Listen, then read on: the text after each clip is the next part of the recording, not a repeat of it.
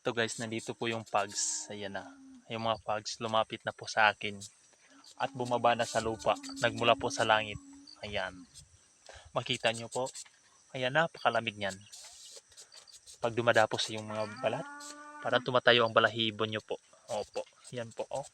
Napakalupit. Ayan. Napapaligiran na po ako ng pugs.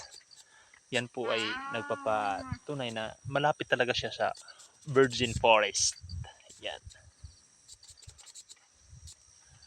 Yan. Ang lupit. Minsan po dito mayroon pong pugs na talagang hindi mo makikita yung kasama mo dahil po sa sobrang kapal. Ganon ang bukid noon.